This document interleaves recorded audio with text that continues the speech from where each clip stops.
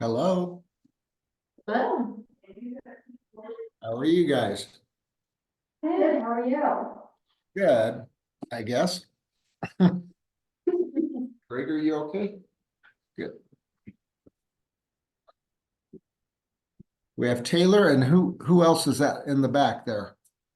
Lala. Oh, hi there. How are you? Nice, good. Good. Lisa, I guess you're joining. Anybody have any questions on anything before we get going? Nope, Nope. you got it all figured out. Cool.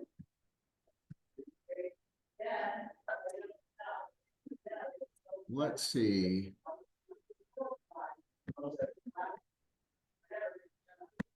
Mhm.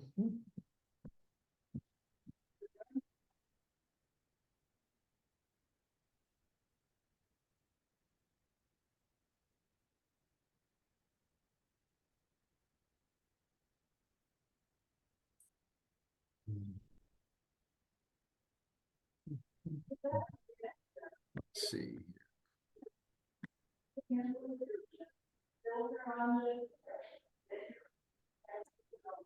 Okay.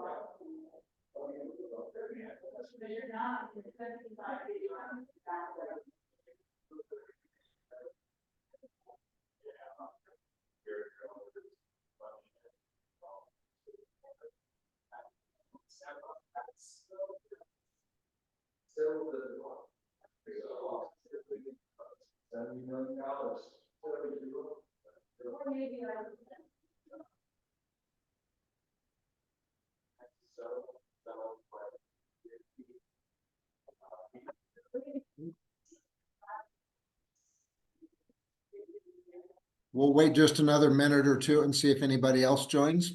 Good morning, Lee. Good morning, how you doing? Good. How about yourself? Doing good.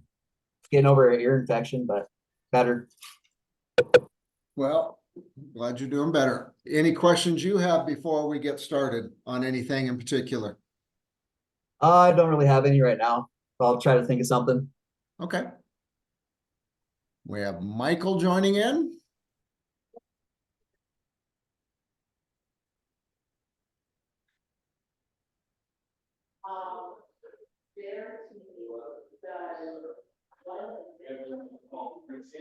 Let's wait another couple minutes.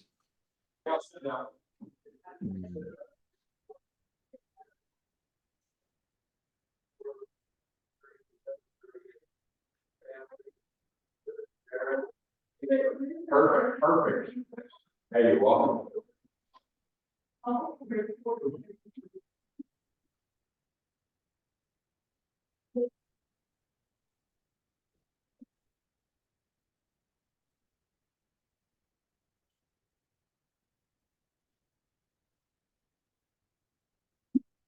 Not sure if you're listening in, Michael. Do you have any questions on anything before we get started?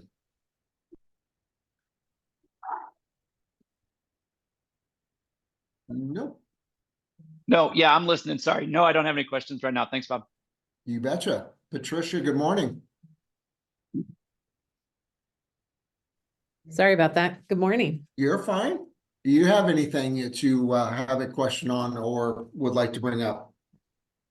No, I think I'm gonna have my first listing on Friday. I was on the phone with Margaret this morning and completing my Good. CMA, and I'm excited. Where is your listing? In Thornton, 80233. So What's- it'll be empty. I don't think it's been updated. I'm meeting with the seller at 1:30. But it's big house, 2,400 square feet. Nice. Very good. Yeah, Do you know what subdivision it's in? Wood Glen. Wood Glen. Good. Yeah. All right. Well, congratulations. Thank you. All right, guys, let's get started. So I guess nobody really has any questions on anything that's going on in your world right now.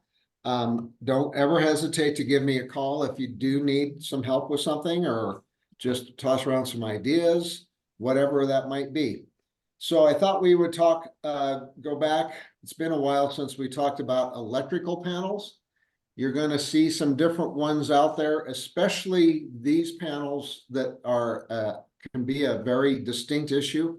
They are typically in houses built in the 50s up to about the 80s. And one of the worst is called Zinsco. It's ZINSCO. Let me pull up. I've got some stuff here. So this is a Zinsco here.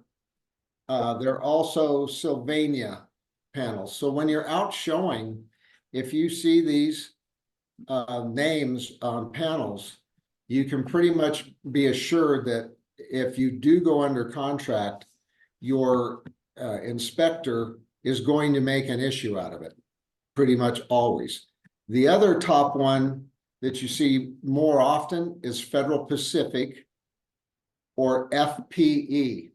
They just abbreviate it, and they have what's called a stab lock breaker. The breakers are notorious for not tripping when they are supposed to. Okay, so oftentimes your buyers or your seller, if you have a seller that's got those panels on there, you go, well, have you had any problems? Nope, I've had this house for 40 years and the electric panel's just fine. Well, it might be just fine that day, but the next day it might not be. And so if it's your listing, you're pretty much almost always going to get buyers that they are going to maybe be requesting for that panel to be replaced, because they do present a serious issue in that they just don't trip correctly and they can cause fires. So as you can see here, the most common bad electrical panel brands are Federal Pacific, Sylvania, and Zinsco. There's a few others that I've never really run across. There's one called Challenger, and there's one called Pushmatic, which that's this one, the ITE Bulldog, different name, Bulldog Pushmatic. I've not run across those. And that doesn't mean you won't, but that is not something that you typically see. Now, the other kind that you'll see, especially in older homes, like maybe pre-50s, 40s, are these with just this fuse box, which can be an issue. These fuses are in there, and if they don't work correctly, it can cause a problem. And they just, if you see that, you want to pretty much tell your people, if you're working with your buyers, that, you know, if you love the house, let's see if we can't get this electrical panel situation taken care of. Because if it's that old and nothing has really been touched, it's going to take quite a bit for an electrician to come in and bring it up to code and make it safe. Not that it's not working correctly at this moment, but when they again are that old, it's a very potential problem. And you don't want to be getting that phone call from your client that says, hey, guess what? We had a major fire and our house burnt down, or whatever that might be. So I do see Zinscos and I do see Federal Pacific quite often in Arvada, North Glen, little bit older parts of Westminster. I've seen them in Littleton, of course, Denver, Aurora in some areas. It's not like they're just in one area. They are all over the place. And you're probably talking about to update a panel nowadays for an average size home. You're probably talking a minimum of $5,000, $6,000. And that's to pull permits and have it done correctly. So when you guys are doing, and let's say you make a inspection objection and ask them to replace the panel, you don't want to just say seller to replace the panel using a licensed electrician. Make sure that you ask that they pull all required permits and give you proof of those things being done, so that you don't get caught in the middle where, yeah, they did a panel, but the seller's brother, who used to be an electrician 30 years ago, said, oh, I can do it and I'll save you thousands of dollars. Make sure that you ask for everything that you should to protect not only your buyer, but yourself, right? And if you have a listing with something like this and coming up, you need to warn your seller that there's a very good chance that they are going to be asked to replace it. And the seller, again, may say, hey, I've lived here for 40 years and I've never had an issue. Again, that just doesn't mean that you're not going to have an issue the next day or whatever. They are a serious issue, and they do have problems. And if you go on YouTube or Google it or whatever, you are going to find many details about them. I would read up on them a little bit.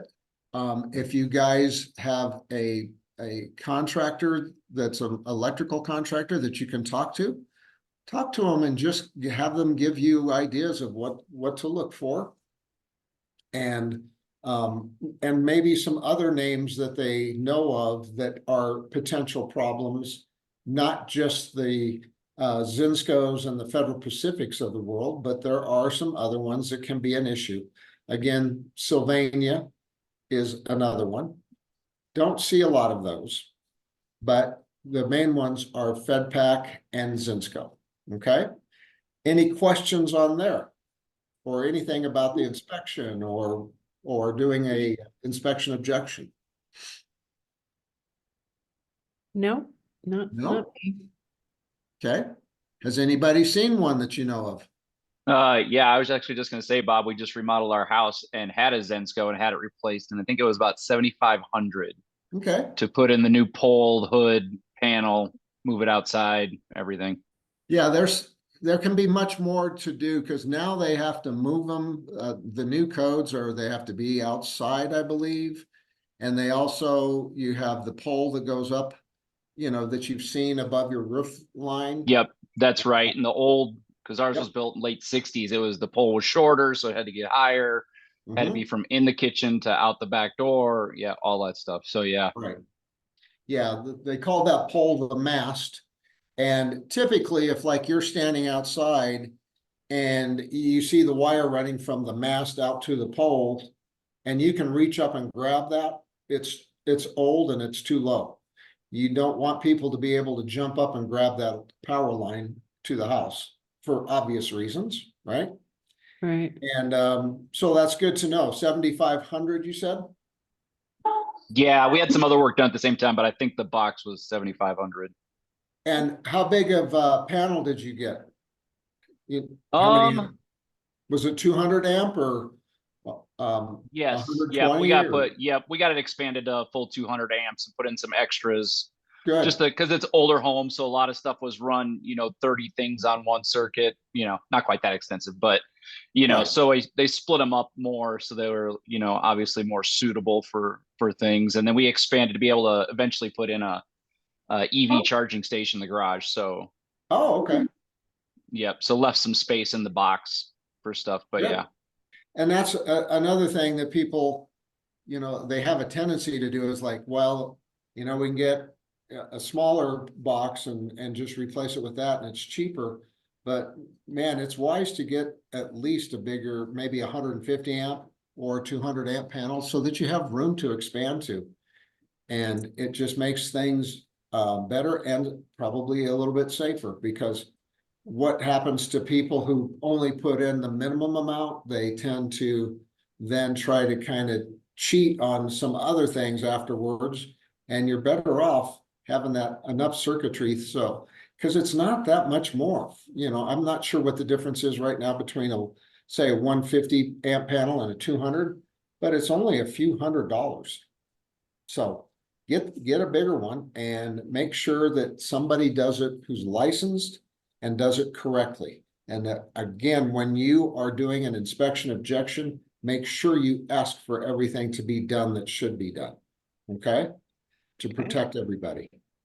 So let's talk about good panels, because we don't want to just talk about the bad ones.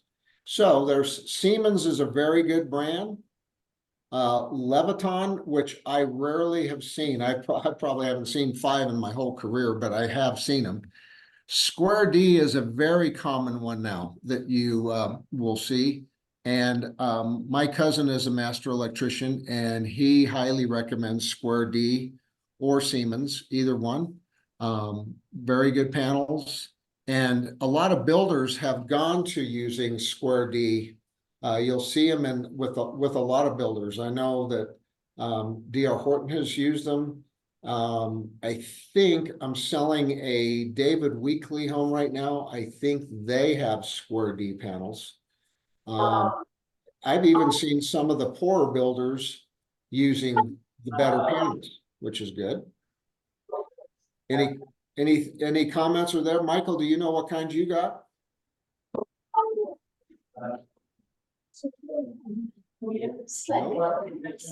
No, I'm not totally certain. Okay. All right. Well, just look for those names, you guys. And, you know, if it's newer homes, I would say if you're looking, showing homes in the 90s and earlier, you're pretty much safe that the panels are probably going to be in pretty good shape and a pretty good type. You're going to see a lot of General Electric panels, and overall General Electric made some pretty good panels. They weren't bad at all. It's a lot to be with how they are done and how the electrician put them in. I'm just going to show you a few images. And of course, you don't see these when you go show homes. You don't see the interior of a panel. But I often will open up the panel just to look and see, is it rusted profusely? Once in a while, you got to be careful, because once in a while there'll be a beehive or a wasp nest in there. Or sometimes you'll find a dead animal, like a mouse or something in there. But you can see the wiring on this panel. This is incredible. Rarely do you open a panel and you see the wires are run in such a nice, even manner. And notice they aren't kinked. They're rounded into each insert. That's a very good wiring job by the electrician, because they took the time and that few extra minutes just to make sure it was okay. See the difference between this one and this one? A lot of difference. Same basic panel, just done a whole lot better. Let's see. And then a lot of times, I'm not sure if you guys know, but these are the breakers, and you can replace breakers. Now, some people say that the Federal Pacific that have the stab lock breaker, you can just replace the breaker. Not really a good idea, because even though they were made to try to fit that, it's still not the same as having a panel and a breaker that was made for it. Okay. So you can even see, even with this older one, how nicely it's wired. The bends are trying to be rounded. They don't pull them. I shouldn't say they don't pinch them tight to make a curve. So you try to keep the wiring as unkinked, for lack of a better word, as possible. Okay. And you're going to find panels outdoors, and you're going to find panels indoors. Sometimes there's panels in garages. In older homes, a lot of times you find them in the kitchen, by the back wall. or you'll find them going down the stairways. Sometimes sellers hide them because they're ugly or they don't want you to see it. So if you can't find it, just kind of look around in those areas. A lot of times in like the North Glen homes, you'll find them in the back door area, if there is a back door, or in the stairway. And they're typically a very small panel that's flush mount into the wall. Okay. Questions, anybody? Man. Nope. All right, furnaces. Let's talk about some furnaces. Does everybody know what the difference is between a tank and a tankless hot water heater are? Those two there are tankless. Those three. Tankless water heaters are also called on demand because they heat the water as it comes into the unit. It heats it up at a very quick rate and pushes it back out. And basically, like this one says, high performance up to 7.5 gallons per minute of hot water. And that's not just for 10 or 15 minutes. That's pretty much as long as you wanted to use a shower. Now, I have also heard plumbers say, yeah, within reason, you can't take like a 10-hour shower and expect it that it's going to perform that way. But they are supposed to be able to perform for hours and be able to provide that hot water for a long time. So a lot of builders are going to these. I know that D.R. Horton uses them. I know that, let's see, David Weekley is using them, and also Toll Brothers. And the reason I know that is because I'm selling all three of those builders right now. Now, that doesn't mean that they use them in every location, but I know that D.R. Horton does, and I'm pretty sure David Weekley does. The Toll Brothers house is down in Colorado Springs, and they are using them. And if you're using them there, they're probably using them in Denver. Okay. Do any of you have a on-demand or a tankless water heater? I do not. Nope, I don't either. Wish I They did. used to have some issues when they first came out, especially as you got into the foothills. So if you're showing up in, Evergreen area or whatever, if it's a 10-year-old, 12-year-old unit, it might be needed that it needs to be upgraded to a newer model because they did have problems with them when they first came out, not staying ignited correctly when they got above about 6,000, 6,500 feet elevation. And there's more maintenance with them, correct? There is a little bit more maintenance as far as what I've heard, but not really that much. Okay. And you really should with your tank water heater. You should every so often purge it and clean out the water in it, or just let it empty it out and get rid of any of the minerals and stuff that are in it, clogging it up. They also, some plumbers suggest that you just flush it out. So, but these are all tankless water heaters.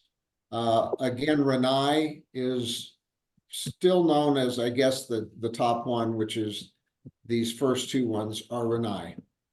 That's how you spell it. Okay. And they take up much less room. They're basically the size of a suitcase, and they hang on the wall. So it makes it much, much nicer for your mechanical room. If you have a furnace and that tankless water heater, you just don't have a whole lot of space taken up.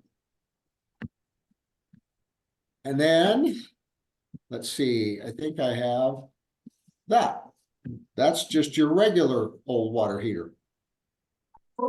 How long do you guys think a regular water heater lasts? 10 years.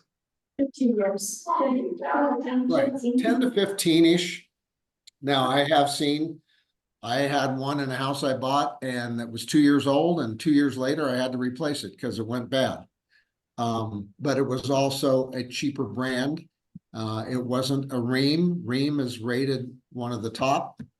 and I say rated as one of the top, they're saying it's number one.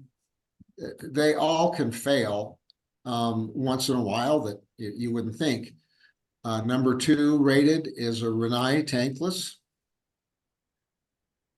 And A.O. Smith, you see A.O. Smith, quite a few homes, especially new construction. Do any of these have the prices on them? So if you were to be requesting a replacement? Say that one more time. I said, do you have like a range of prices for water heaters if that were to ever come up and getting replaced in an objection? I think you said something about the inspection. I'm sorry, it's just echoing very badly.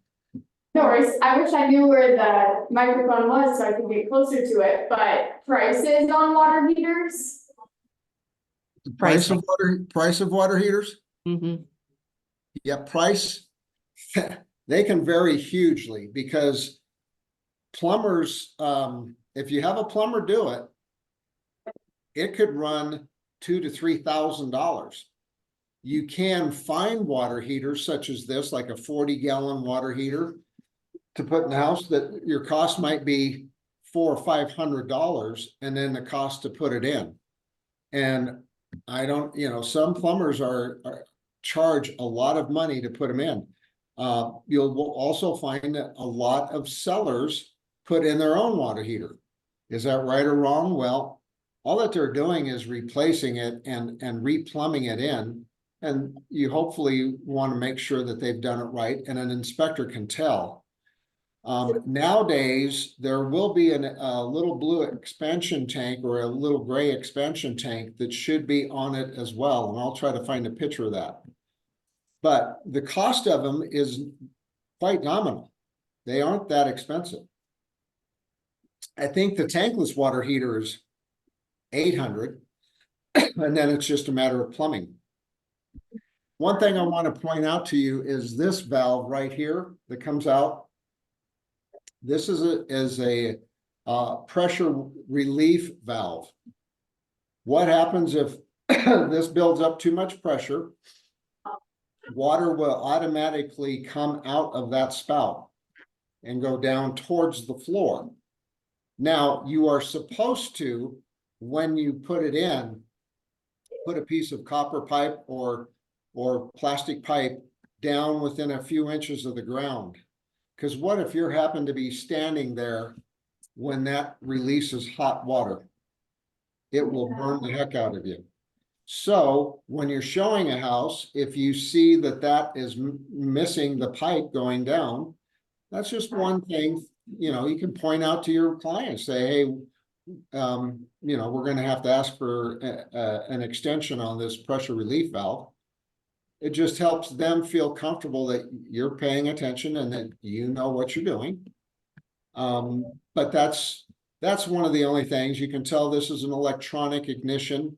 You don't have to anymore with the newer ones. You don't have to get a match and turn on the gas and try to light it yourself. It's a electronic igniter. Now, once in a while, that electronic igniter may go bad and you need a new one, but they can get parts for that. One other hot water heater that you see a lot of is Bradford White. It's very popular with builders. Overall, a good brand. And I think I've had 2 or 3 of those in the last couple houses I've been in. And then you have a lot of different ones that are coming out. A lot of these tankless ones are really showing up all over the place. And these small ones, so maybe you have an area in the basement or somewhere in the house that you want extra hot water to be able to activate it quickly, or you have an outside kitchen, you can put these small ones in to help so you have hot water pretty much instantly wherever that might be. I have even seen them in high-end houses, these tankless heaters in the garage, so that they can wash out the garage, maybe use it for cars, whatever. But they have hot water in the garage. So see, that's not very big. That's pretty much the size of a big bread box.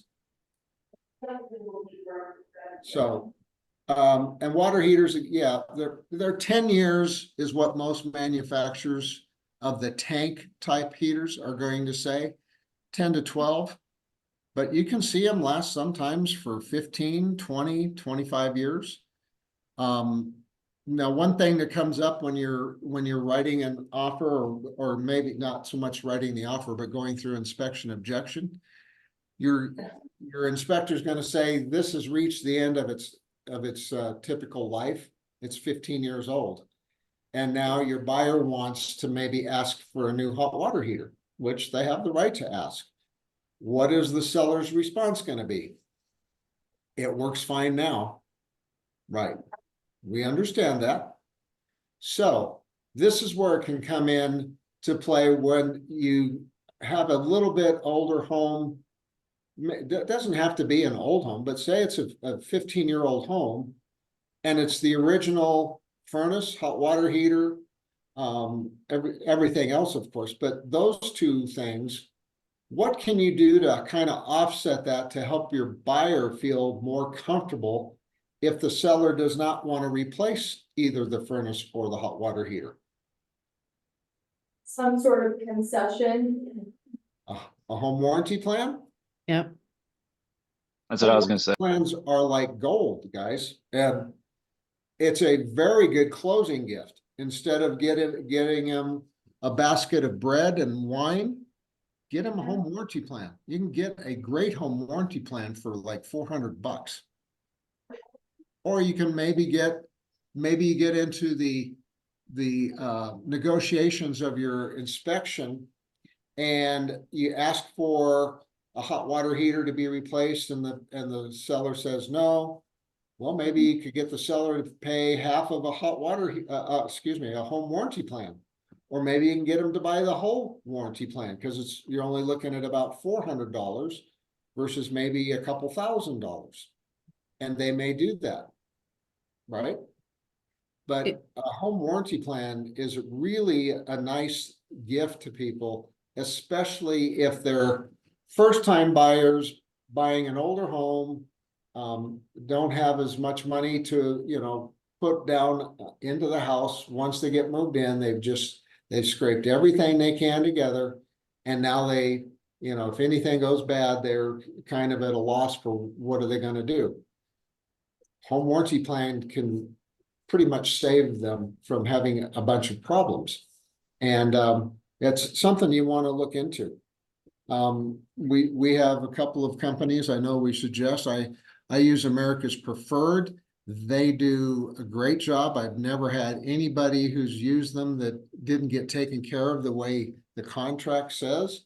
They also do sewer lines as part of the basic. And it's just a good insurance plan. And trust me, if something comes up for your buyers a month or two or whatever after closing, they are going to really be appreciative of it. And then there what are does the other- America's Preferred cost, Bob? I beg your pardon? What does that plan cost? That America's 400. 400? Okay. Yeah. Yep. Most of them are somewhere in the 300 to 4.25 range. You can get extended plans. You can get 2-year plans. Yeah. Let's say you're selling a $1 million+ house, and I did a couple of years ago. I sold one down in Castle Rock, and I bought them a 2-year plan.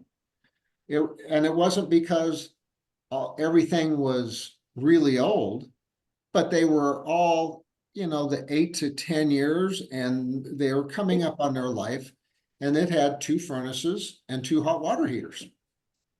And that's one thing to look for when you're showing homes too, guys. When you're showing bigger homes, say 2,500 square feet, 2 stories or bigger, take note that sometimes you're going to have 2 furnaces. One could be in the basement, one could be up in the attic. And if you go outside and you see 2 AC units, you pretty much know that it does have 2 furnaces.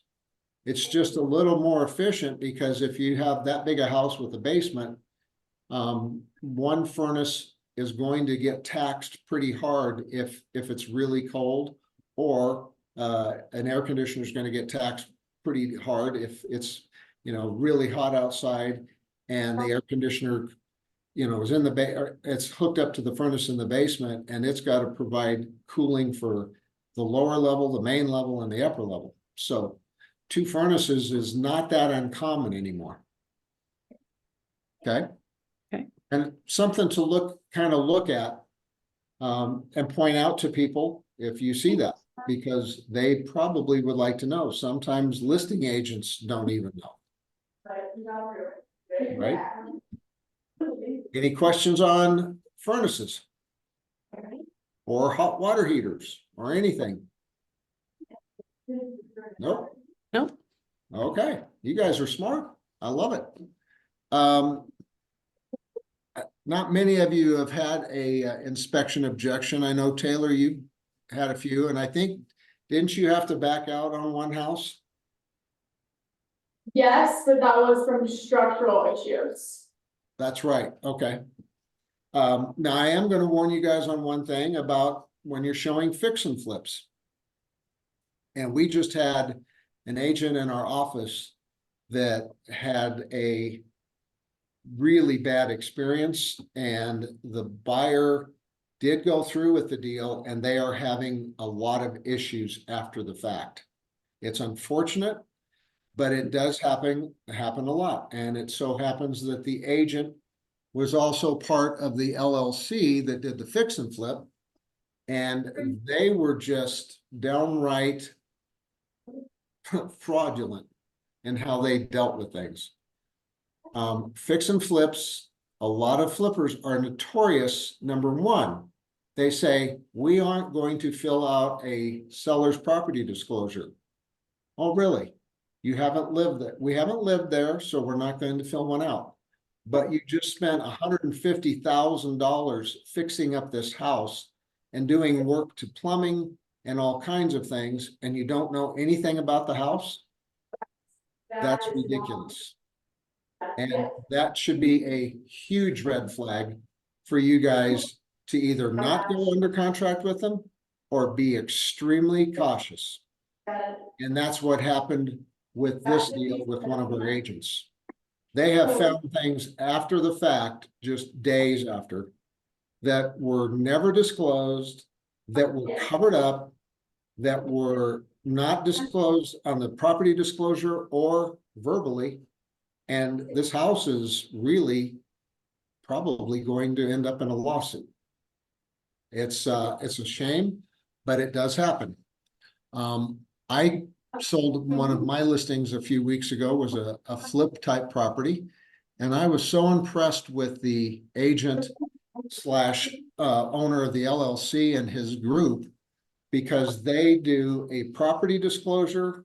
Every time they sell a house, they disclose everything they've done to it, provide the permits if they needed permits. That's another thing you want to ask for if you do sell a fix and flip. Ask for the permits that they pulled to do new electrical or whatever that might be. If they can't provide those things for you guys, please, please, please be very careful about going forward.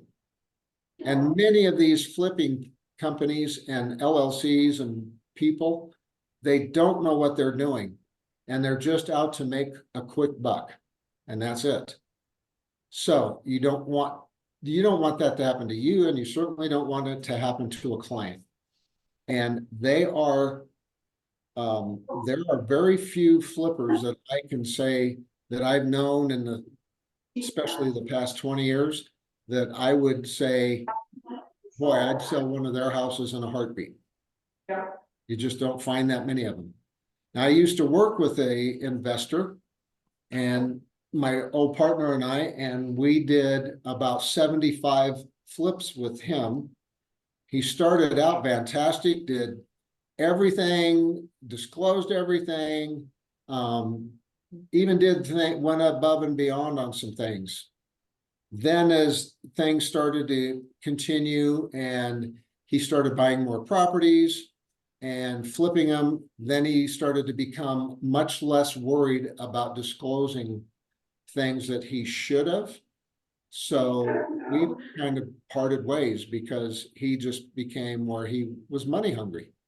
And the man was very, very wealthy to begin with, and then he became crooked because the dollar came first. So, you just be really careful when you're showing houses. If you see that a house on public records has been a foreclosure or it was bought at a auction because it wasn't sold, it was just an auction. Be careful on those and ask before you maybe even go show. Hey, can you provide me any of your permits that you did for whatever supposedly they've done to the house that would require permits? Right? Like roofing. Roofing is a big one. And oftentimes people don't pull any of the permits or anything they're supposed to do. They just assume that they don't have to. Questions? No, good information. Okay.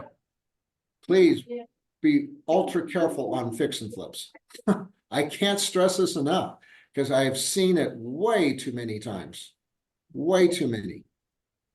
And they just do not do everything they should do or disclose everything they should disclose. Okay. So I won't beat that one to death. Now, I'm going to just talk candidly and openly about some builders.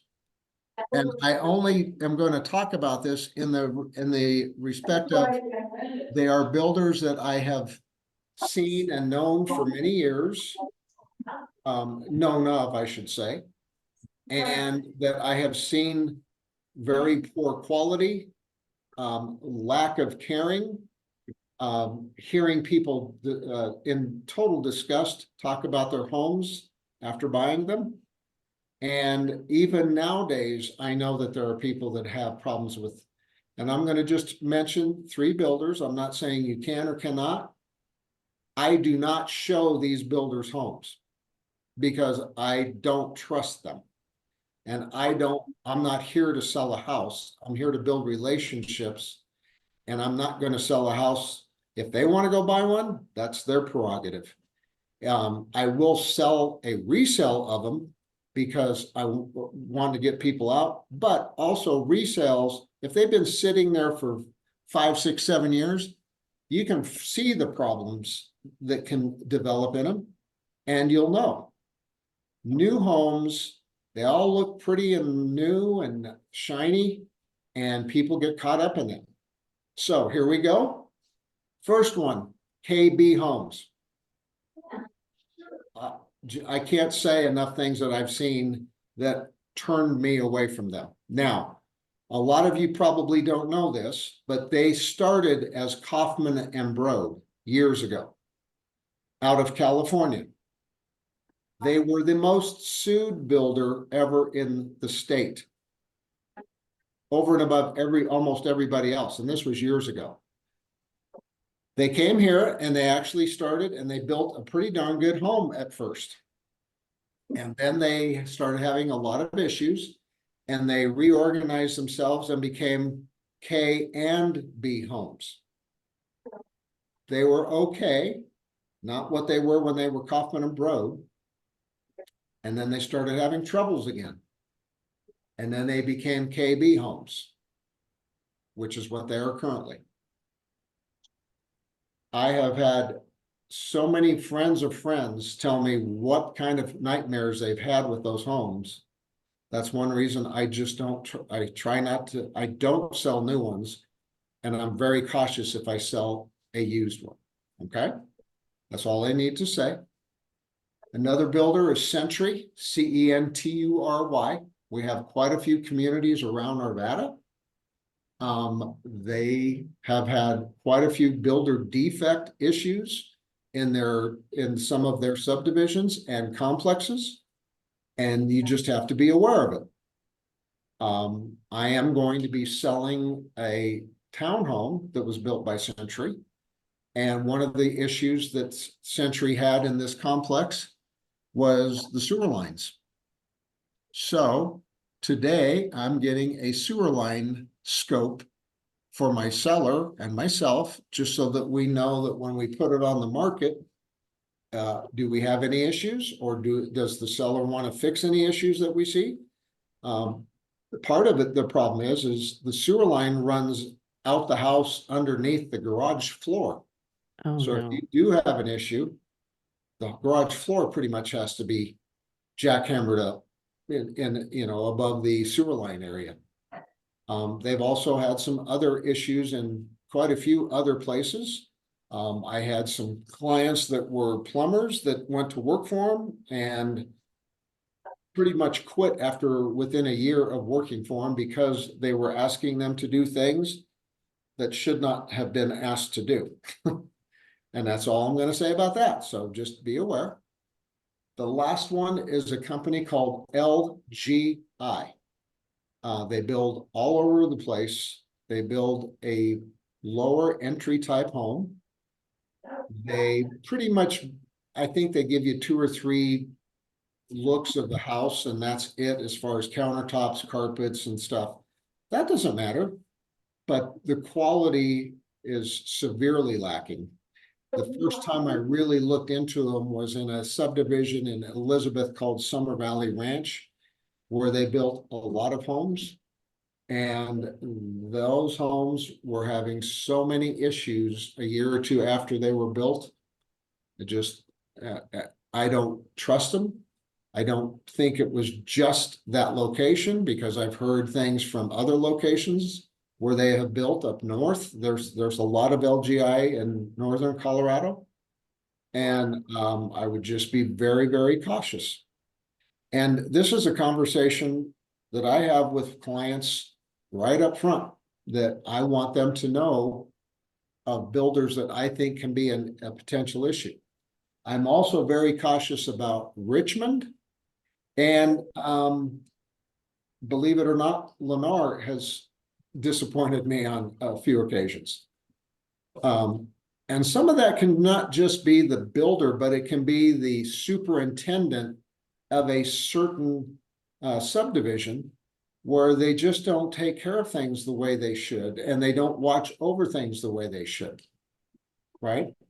One time with Richmond Homes, I sold 3 new homes one year. And as you guys have probably heard, I always pay to have a home inspection for my buyer. In fact, I have a D.R. Horton home up in Johnstown that after I get done with this class, I'm going up to do the home inspection up there.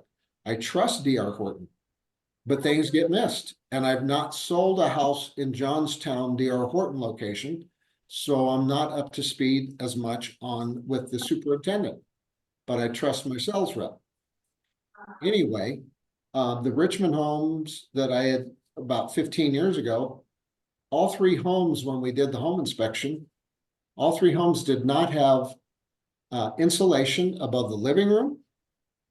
And they also had the plumbing pipes that came up from the bathrooms should go up through the attic and exit the roof. And none of them did. So found out later that complex in Aurora, the city caught on to them and had a lawsuit against them for not doing what they were supposed to be doing. That could come back on the city itself, because the city should have been inspecting and making sure that things were done correctly. And in this market where we have buildings, homes being built just beyond belief, the number of new homes going up, things are going to get missed. Having a third party or a second party in some cases of just checking and making sure things look good, it's $350 or $400 that is well spent, right? Right. The one thing I like about D.R. Horton is they have an independent third party that inspects, and then I pay to have an inspector inspect that. It's very, very, very good peace of mind for me and my clients that the house was built as best as we can tell correctly. So that's my little spiel on some of the builders, because some of the builders out there just really don't care much about the quality. They care about the number of houses they put up. Okay? So take that as you may. Hopefully that doesn't make any of you upset or mad. Hopefully you don't own a brand new one of these. And if you do, just pay attention and keep an eye on it. Okay? So, Where so do you Bob, find that? What was that? my question was, besides DR Horton, who else would you recommend? David Weekly, very much so. Toll Brothers. I'm selling a David Weekly right now in out by the airport. They do a very nice job, and they are concerned with quality, and you can tell it.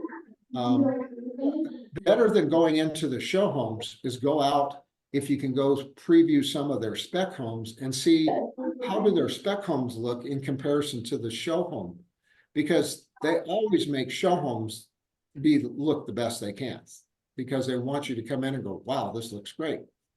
So Toll Brothers is good. The Tri Point, I've seen some good homes in Tri Point. Remington Homes is a local builder. They build typically a very good home, although I have seen a couple of people have problems with some. Like I said, sometimes it's the superintendent or the area, and they aren't paying as close of attention as they should. And there are other good builders. The ones that I told you that I don't trust, I don't sell those, period. And I look very cautiously at builders that I haven't been in for a while, or a builder that is in a different area that maybe they had a great superintendent in one area and the superintendent in this other area isn't worth anything. So it's just looking and paying attention and observing when you're showing homes. And it's more than just selling a home.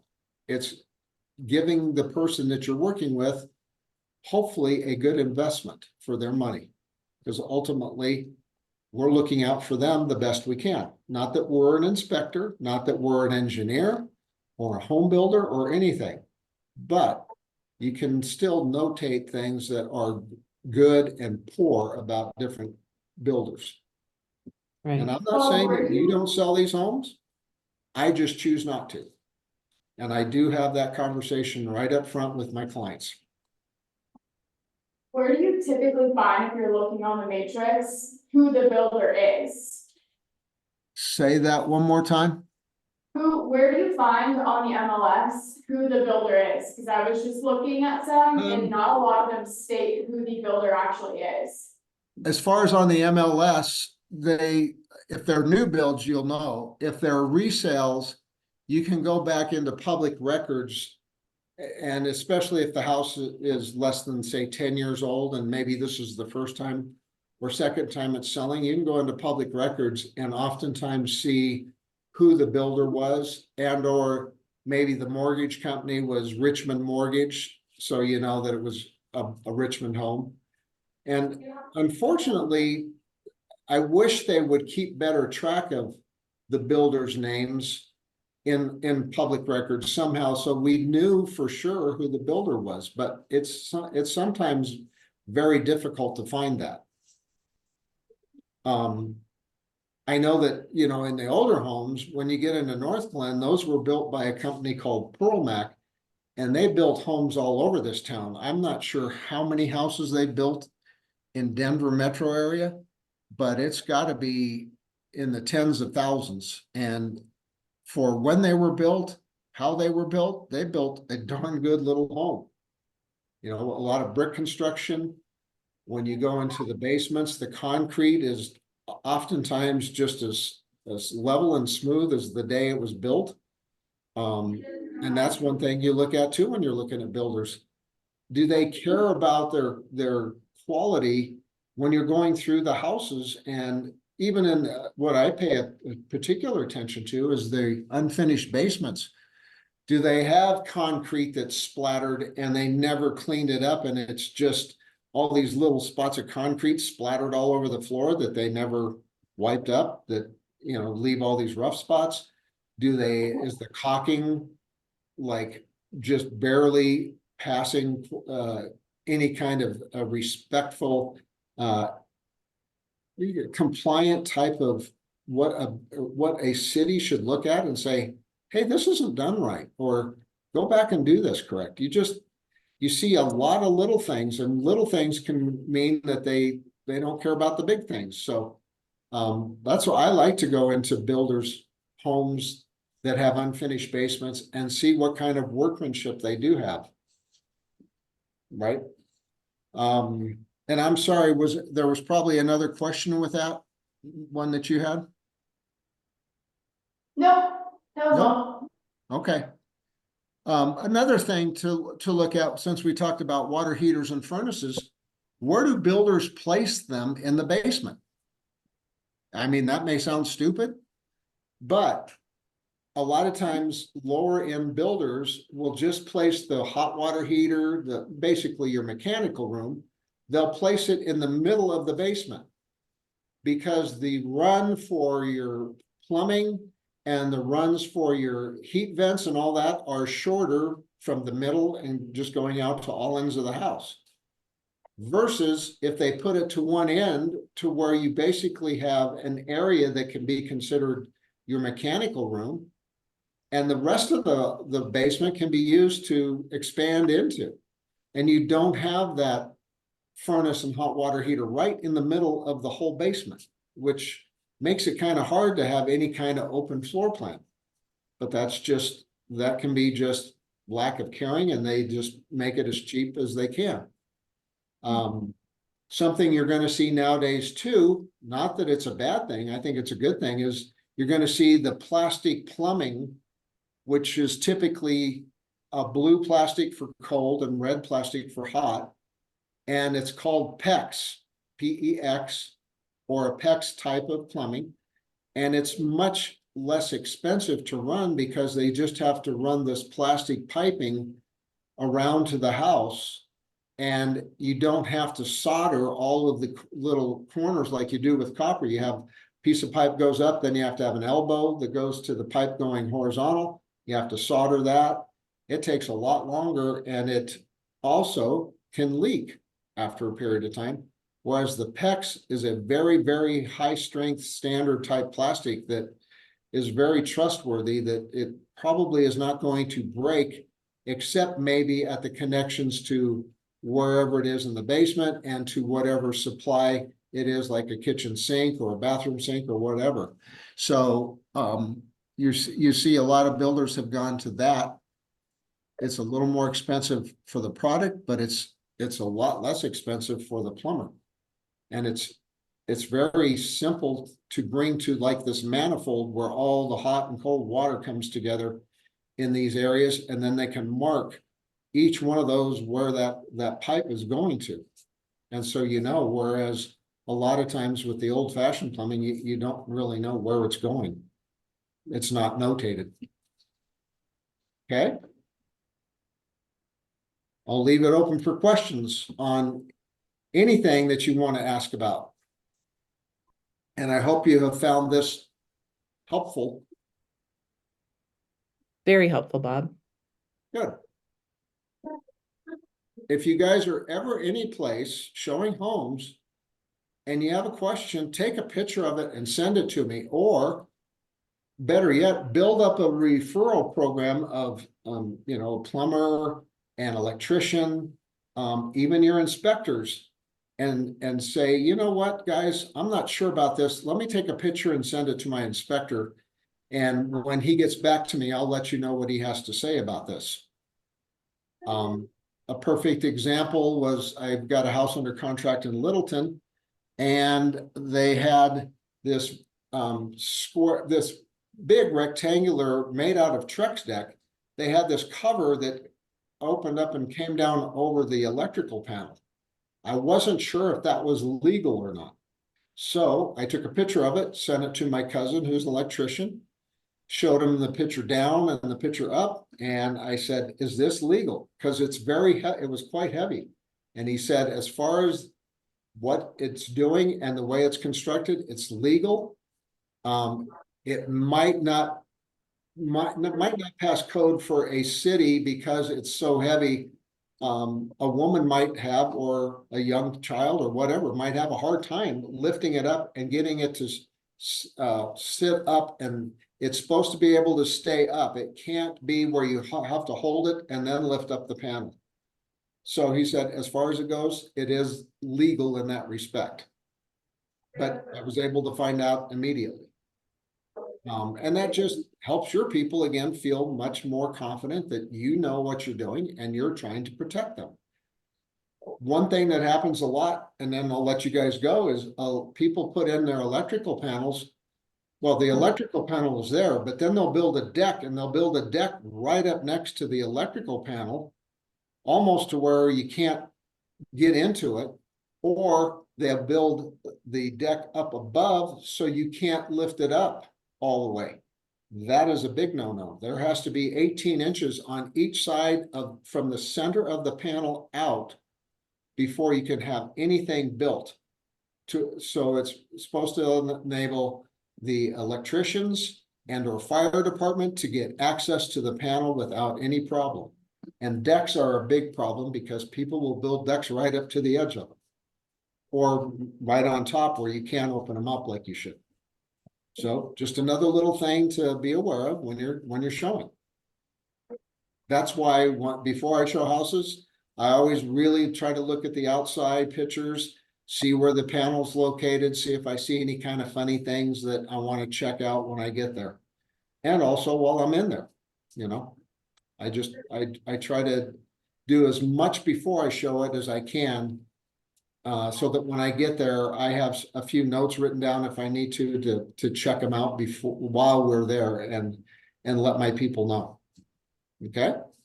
Right. So I hope that was helpful to you guys, and I very much appreciate you coming. And don't ever hesitate to reach out to me for any reason. Thanks, Bob. Thank you. Thank you all. Thanks, Bob. You bet. Thank you. Take care.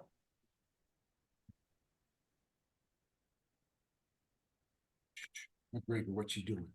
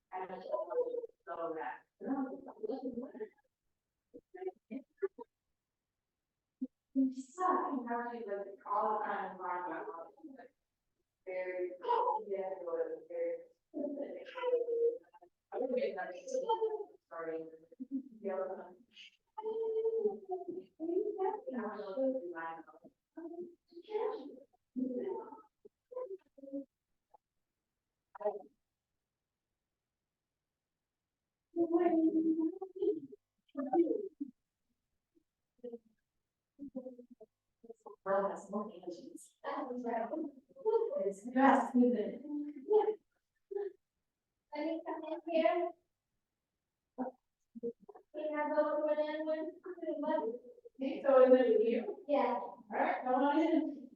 Okay.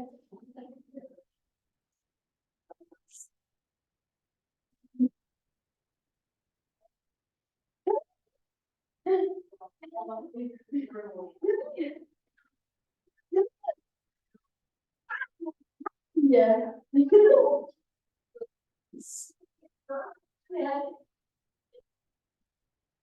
And awesome.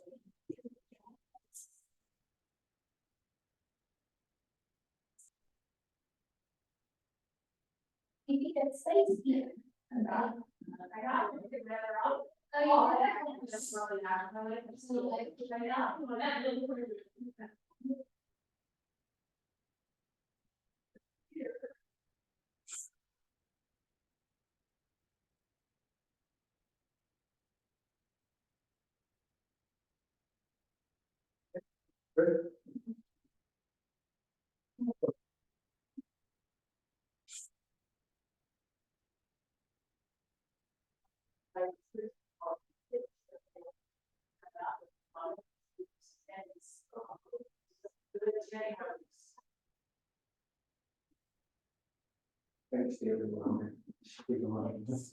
Challenges. Alright. How we doing?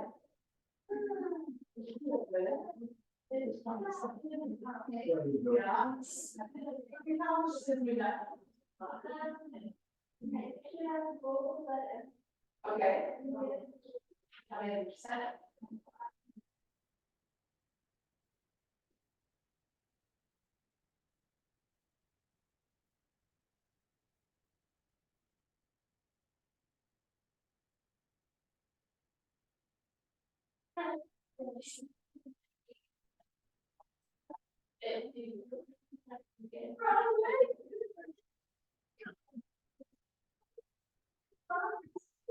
No.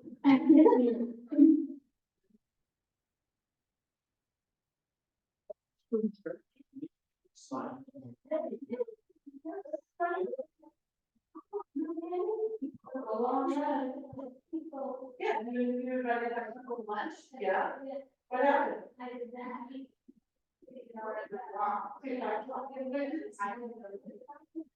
Okay, so what are we hearing from that?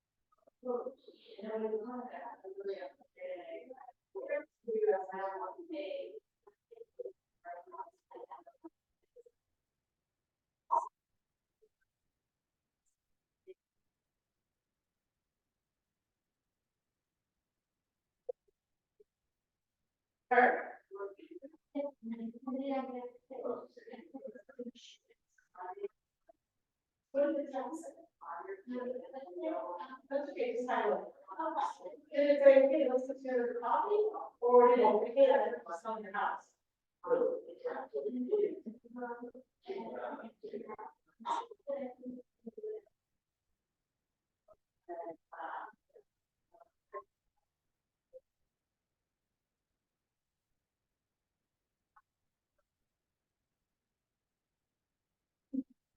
I was there and really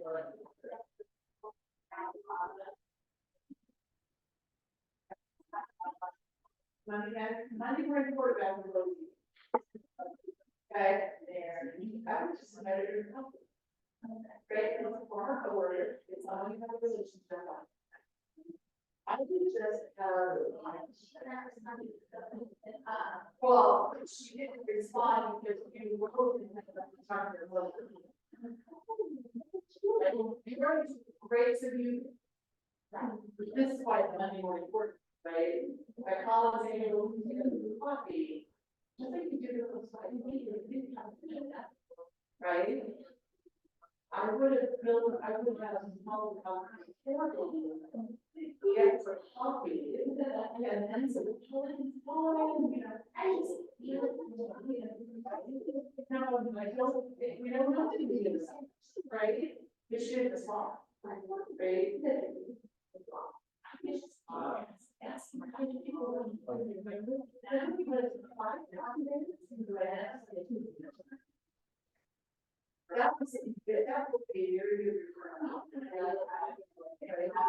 So. I would just either in environmental chart, it's part of your day.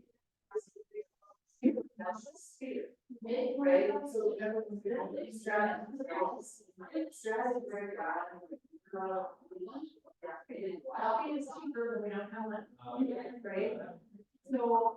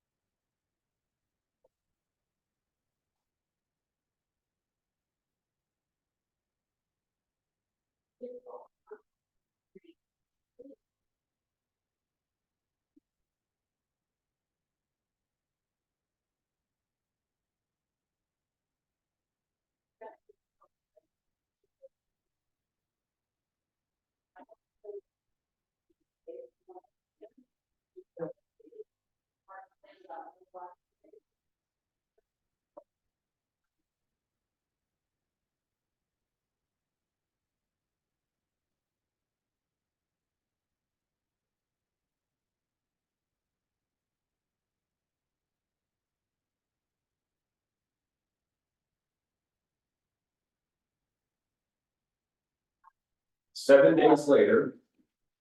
Firstly, sorry, Oh, no, you're so fine. I was, Yeah, you didn't respond to that, I didn't realize. yeah, I was